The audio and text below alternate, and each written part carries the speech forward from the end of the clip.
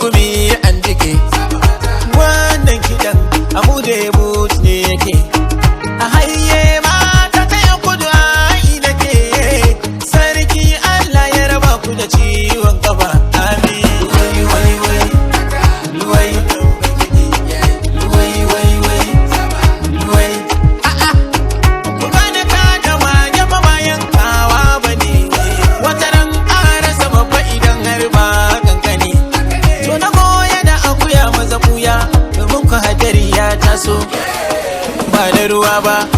Jalali na gode maka domin ka gama mini komai ba rawa na ma baka yi mini Allah kawai ganin dama kai masu yabo suna ta yabo na masu zagi suna zagi Allah dan faɗan da kai ka tare mini shi akan sa ba ni cewa komai ayya luwai luwai luwai luwai yarena luwai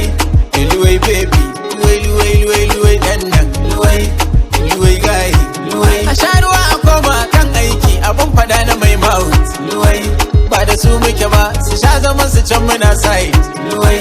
mu zama lau mun kan iya mu da ku ba fight luwai dan muna na sani da an buga su ban zama quiet luwai idan ka ganni na huta to watakila an maso tayi luwai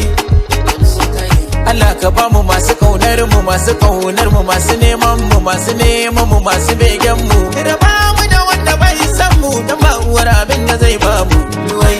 wanda bai san mu da shi da nabin na diddai ne luwai to ne gidan Isa amanar Aminu da waya luwai mai gidan waka luwai mai abin hawan waka luwai mai kudin waka luwai an gwanja mai tubar waka luwai mai barin danginsa ya je gari gari silar waka luwai mai kiran mata ku zo mu sha zuma farar saka luwai ai kun ga duk karfin waje dai wata ta fi karfinta luwai ya ubangiji ka saka mu a layin yan fita kunya luwai uwar munafiki ta karye ta je ta gyara ba mai dauri ga kumburi da